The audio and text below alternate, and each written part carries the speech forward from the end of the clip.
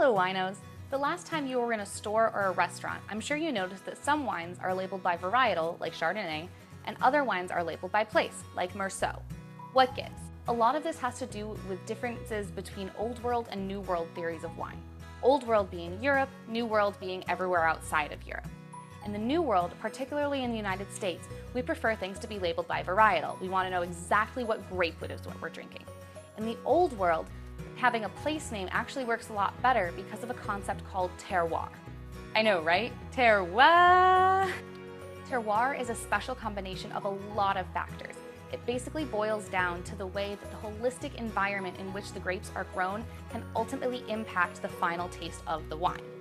The whole thing is very complicated and a lot of wine geeks could talk your ear off about their opinions on it, but we're going to stick to the basics of climate, topography/geography, and soil. Let's get started.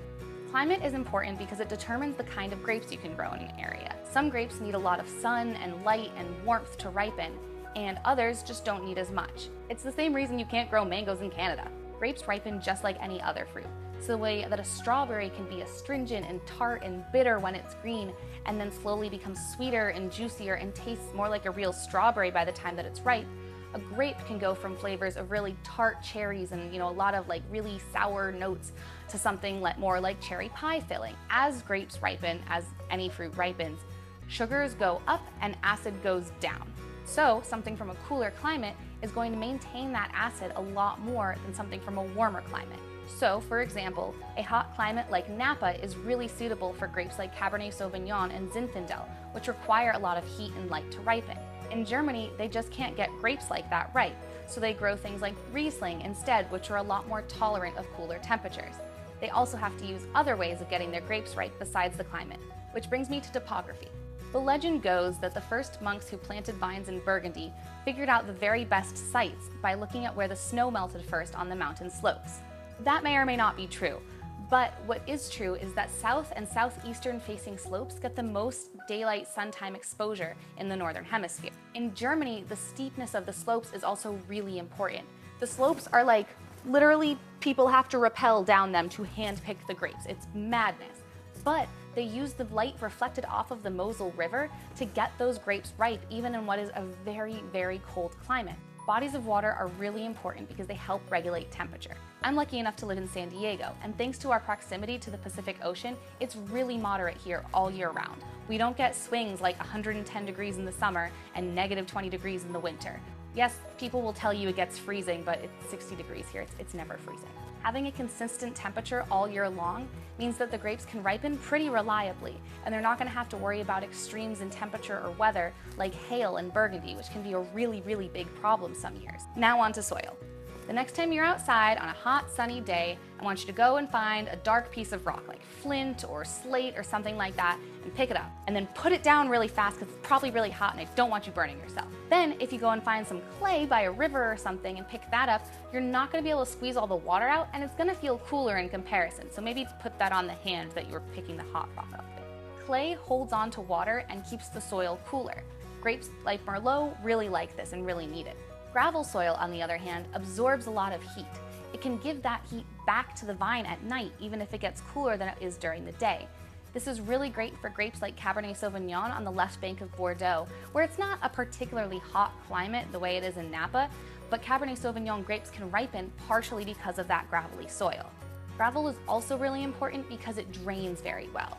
A soil that drains well forces the roots of the vine to dig really, really deep to get all the way down to the water table in order to hydrate themselves. As the grapes are doing this, they're creating a lot more surface area that's in contact with the mineral-rich soil around them. Those minerals are being dissolved in the water and then picked up by the roots, and ultimately those mineral flavors will end up in the wine. So if you've ever heard someone say like, oh, there's a lot of minerality, or I'm getting notes of wet stone or flint, that's actually happening.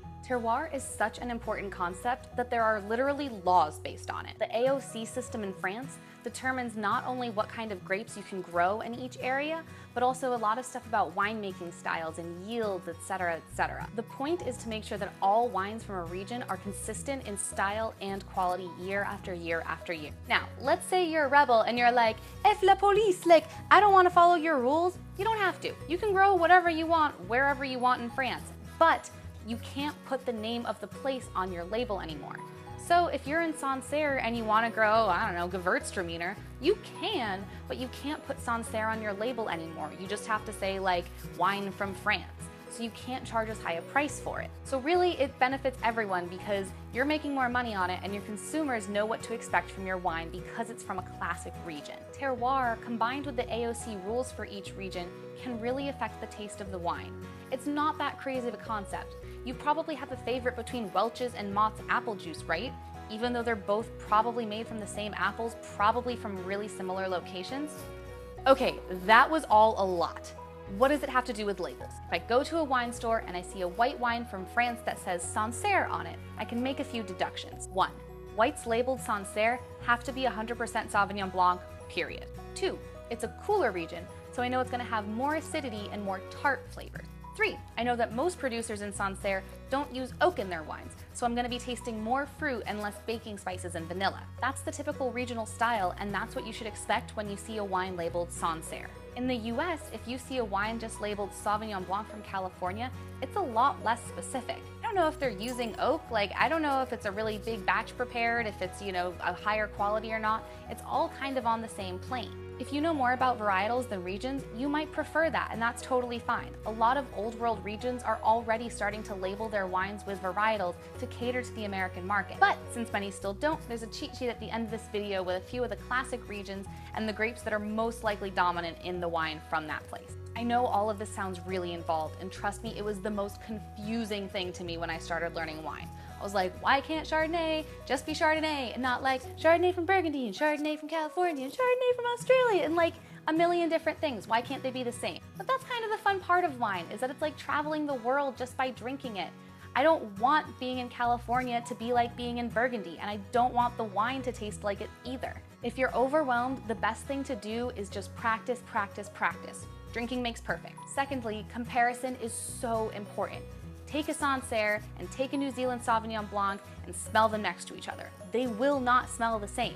You can see the similarities in the varietal, but you can definitely understand the difference in the terroir between those places. There's a big wide world out there, and if you can't afford a plane ticket every weekend, terroir and wines is the next best thing. So give it a shot.